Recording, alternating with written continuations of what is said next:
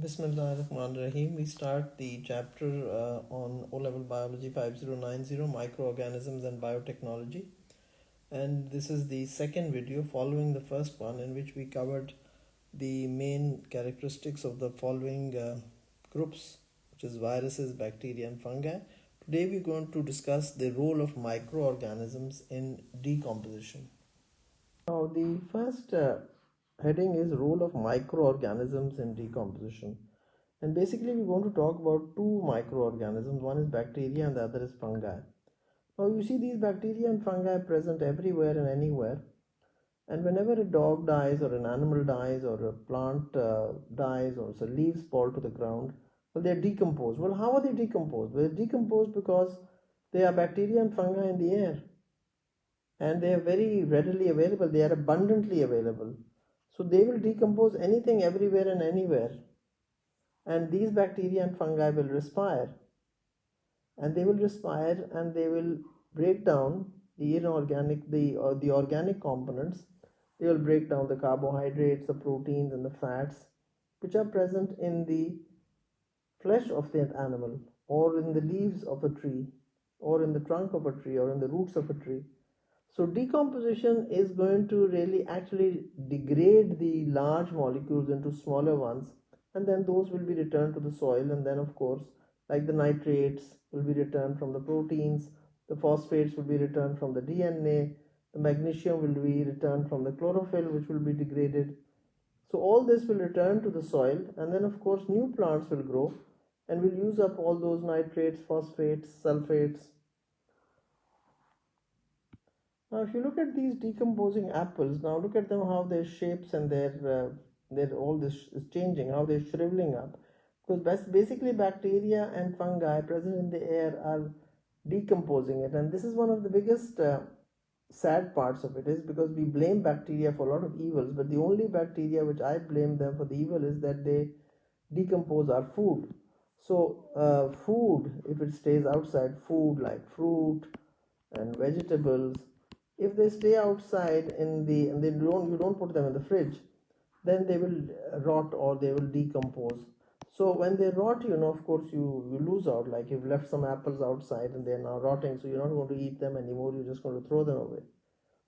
So this is one of the tragedies of decomposition. But otherwise, decomposition is a good thing. Why is it a good thing? Because if somebody had died, if the animal had died, or a human being had died, or a tree had died, had just been chopped down, well, if it didn't decompose, it would be lying around. Like for instance, an elephant which died 100 years ago would still be lying around because it didn't decompose. The dinosaur which had died thousands of years ago will probably be just lying around if it didn't decompose. So then we would be buried in the dead, because the dead stuff would still be lying around because it won't decompose. So in a way, decomposition is a good thing. It's a gift to you from God, so that you're not buried in all the dead organisms which died maybe 1,000 years ago, or 100 years ago, or maybe even 10,000 years ago. Now let's look at this very simple diagram of decomposition. It's a very simple one. I like it a lot because it sort of shows you, this is a tree, you can see. So the tree grows in the soil, fine, and a green leaf falls to the ground. Now some are eaten by insects and other animals. Nutrients and energy enter the food web. Some nutrients leach into the soil by chemical reactions. Leaves partially consumed by decomposers such as fungi and bacteria, they begin to lose form and become litter. Then further decomposition by earthworms, bacteria, soil mites and fungi, and we have an organic rich soil. So this is a very brief overview of decomposition, but as we proceed, I will give you more details of it. Now, what are the factors that affect the rate of decomposition? Number one, temperature. Naturally, because you see, what are we having? We have bacteria and fungal enzymes working. So it's not just enzymes. You have to be clear that you say bacteria and fungal enzymes. Not just enzymes. Enzymes where? Enzymes in us, or enzymes in the dead body, or whatever. So you've got to be very clear what you're talking about. Bacteria and fungal enzymes. So microbial activity responds exponentially to increased temperature until enzymes denature. So of course, naturally, if you leave something out in the summers, like if you leave an apple outside in the summer, it's going to decompose very fast. But if you leave it out in the winter, It probably lasts a day or two, it won't decompose so fast. Then moisture, why? Because all enzyme activities requires moisture. So microbial activity has optimum moisture, low moisture, slow diffusion, high moisture, low oxygen availability, no lignin will degrade. Then pH, and then most microbes will exhibit an optimum activity near pH 7. Fungi most active in acid soil and bacteria in moderate soil pH. So that's just a rough three factors which will affect the rate of decomposition. Now, who are the decomposers? Soil fauna, earthworms, arthropods, fragmentation, increases surface area, distributes the organic matter within the soil profile. OM is for organic matter. Then the soil microorganisms are nothing but bacteria and fungi. And they derive energy. For them, this dead matter is food, just like we eat an apple as food for us. We don't eat anything dead, but of course, yes. So we derived energy. So these bacteria and fungi derive energy, carbon, and nutrients from the dead organic matter. In the process, they release carbon dioxide through respiration. You see, if there's a dead bird, there are bacteria on it. The bacteria respire, and carbon dioxide is released into the atmosphere. But they're taking up the oxygen from the air because they must be respiring aerobically. And finally, nothing will be left of this dead bird, and maybe just the bones will be left of the dead bird. So soil microorganisms. Of course, we have the other earthworms and arthropods. They're the macroorganisms. We're not talking about those at the moment. We're talking about the microorganisms. Now, what is the definition of decomposition of organic matter? OM is organic matter.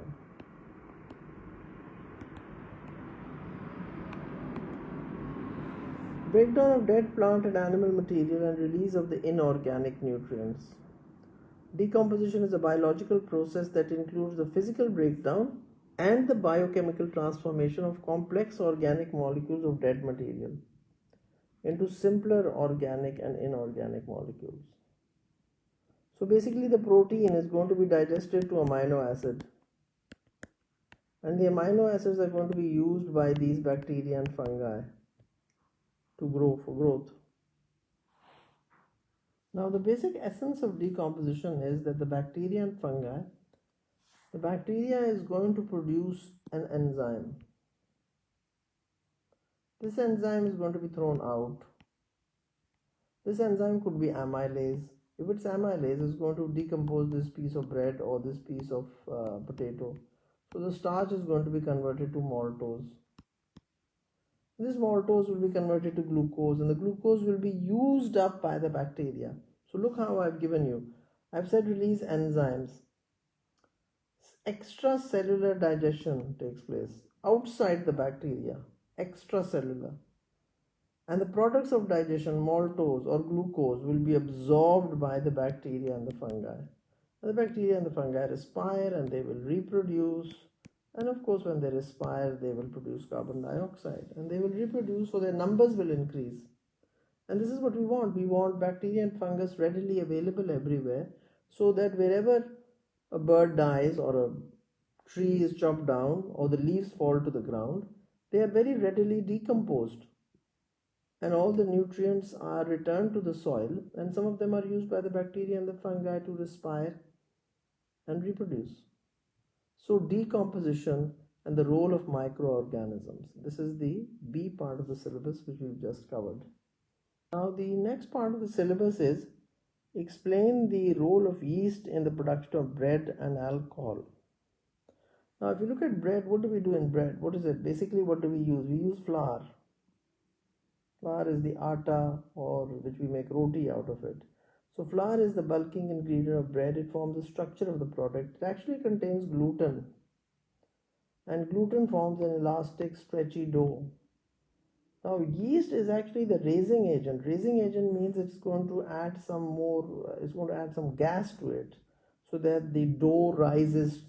Dough is when we sort of got the flour and the water, and it's that dough is that wet, stretchy material with which we're going to make the bread. So yeast is a raising agent, and yeast produces carbon dioxide, which makes the bread rise, the dough rise actually.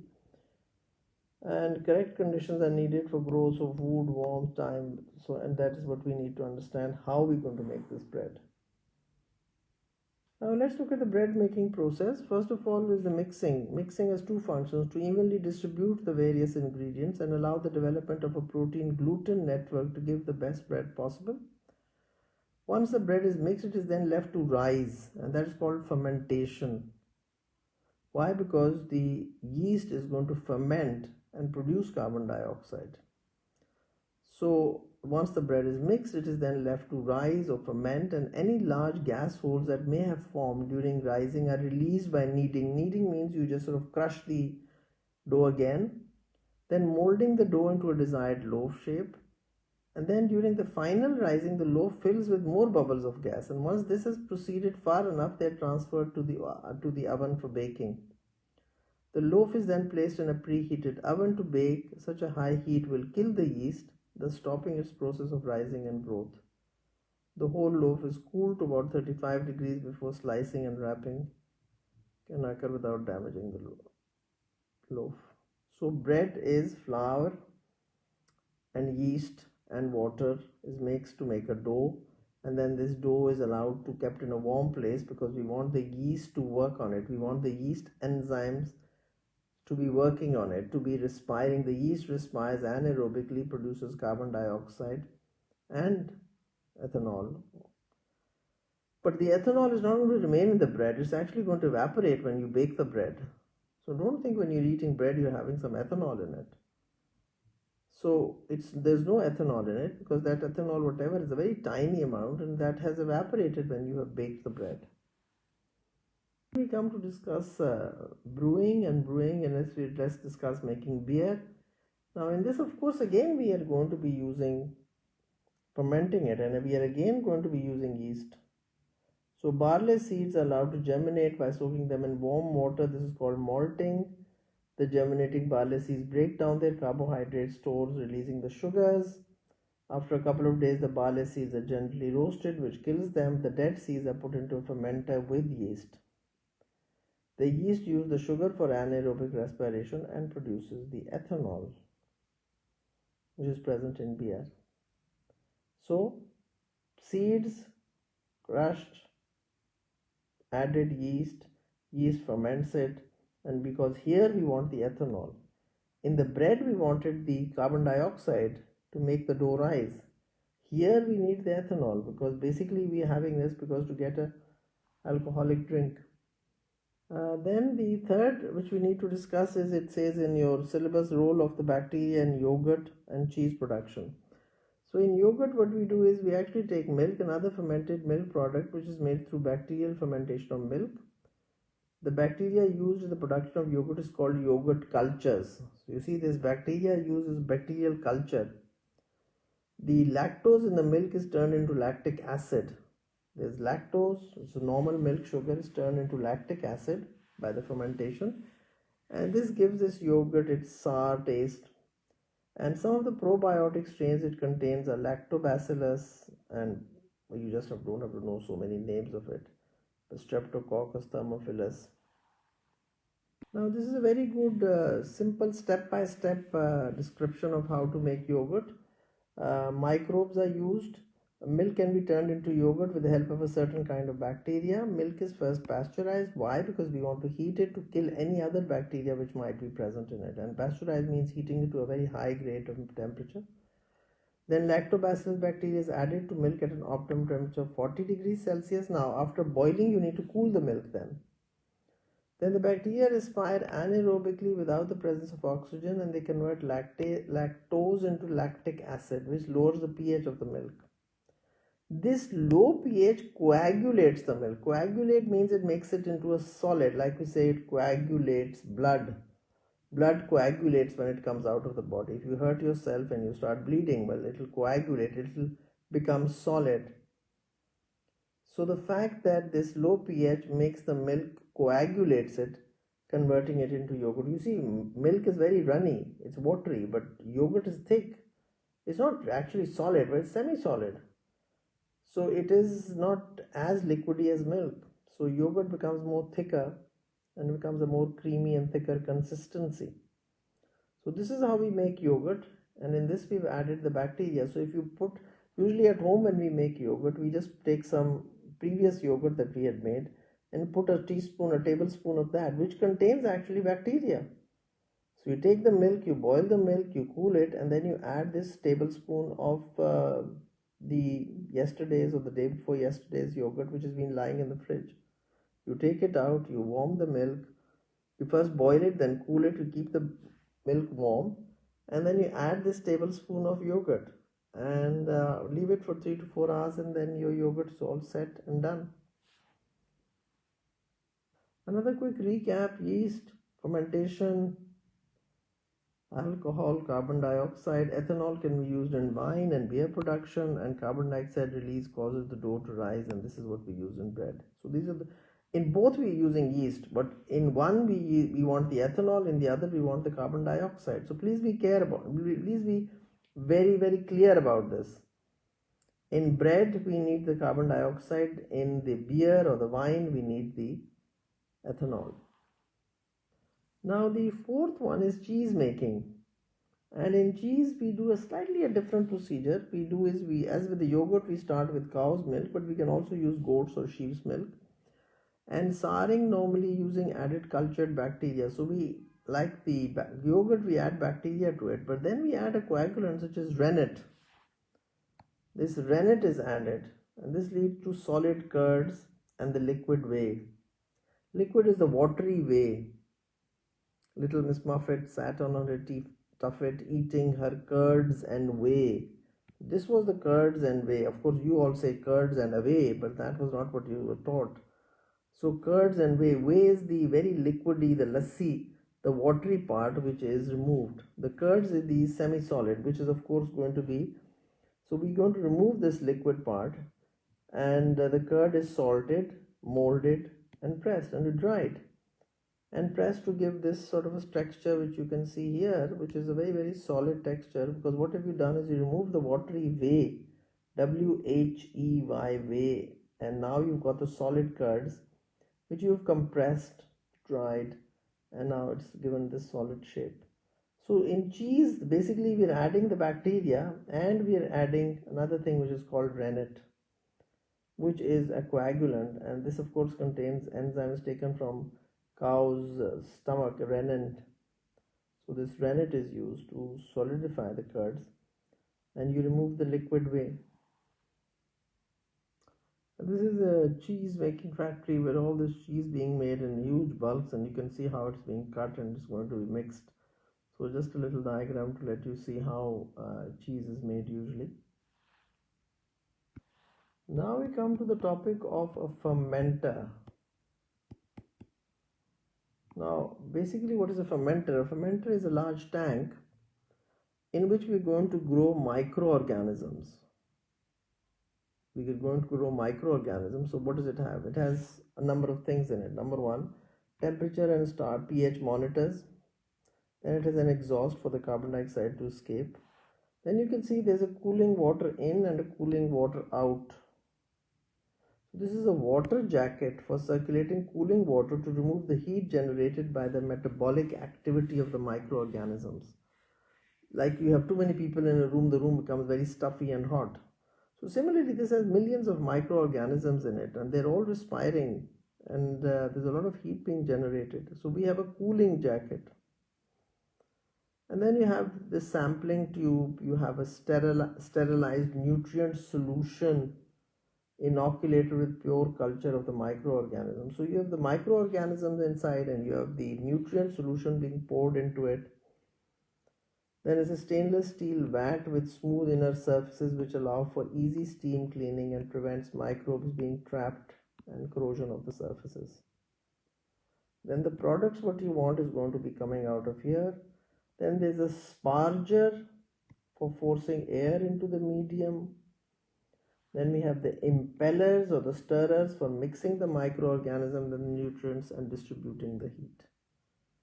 So sparger for forcing air into the medium, impellers or stirrers for mixing the microorganisms and nutrients and distributing the heat. I just want you to see another diagram. This is another diagram of a fermenter, and as you can see here, we have a sterile air supply, because we have to remember, if you allow this air in this room to enter it, this air contains a lot of bacteria and fungi. So it have to pass through a filter, and this sterile air, all the bacteria and fungi must be removed, because we want only a certain very typical type of fungus or bacteria growing inside this. Like for instance, if I have to obtain penicillin, which is an antibiotic, I need to grow a fungus called penicillium. So I need this fungus called penicillium. So I'm going to put this fungus penicillium into this fermenter. But I don't want any other bacteria or fungi coming in from the air. So this has to be sterile air. So please understand this is that what we need to put in is sterile air supply. So we've got the stirrer to keep the microorganisms and the nutrients temperature evenly distributed. We've got the nutrients and microorganism entering from here. We have the water cool jacket. We have the heating cooling water out. Heating cooling water, and depends if you want to heat it or want to cool it. Temperature and pH probes to monitor the mixture. The product which we want to harvest is going to be removed from here. And of course it's attached to a computer which is going to monitor all this and keep a check of it all, because so that the temperature does not vary and the pH does not vary. So this is a fermenter. What do we use it for? We use it to put in, let's look at first example, fungus penicillium, because this penicillium is going to produce an antibiotic called penicillin, and this is what we need. We need antibiotics like penicillin to give to people suffering from bacterial diseases like typhoid, cholera, syphilis. So antibiotics will be obtained from these fermenters. We'll put the fungus in, we'll put the nutrients in, and then we will get this penicillin, which is a chemical which this fungus produces, which we found out has properties that it kills bacteria. So they are called antibiotic properties. So antibiotic, anti means anti is mostly we use about, a lot of it is antibiotic. So antibiotics will be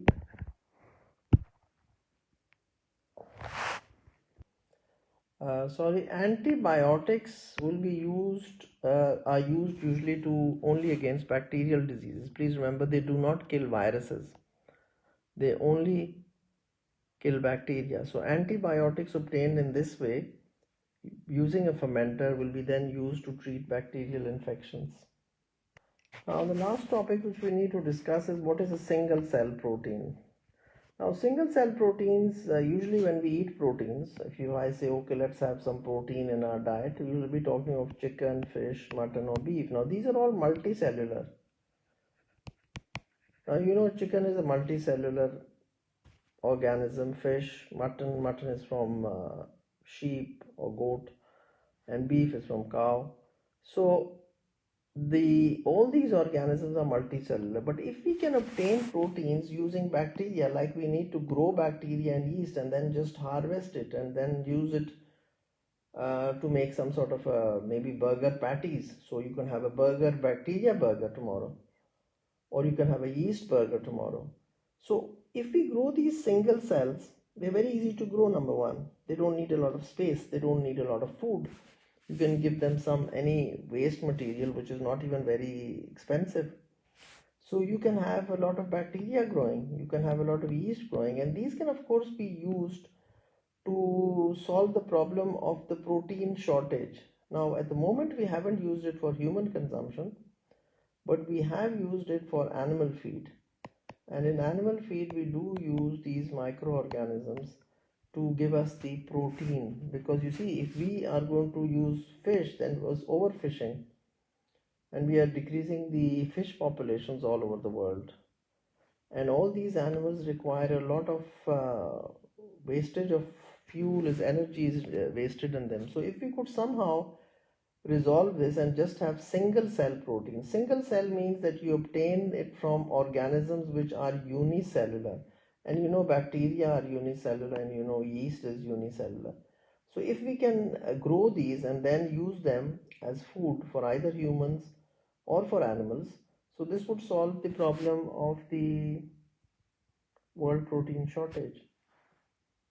That finishes this chapter on microorganisms and biotechnology.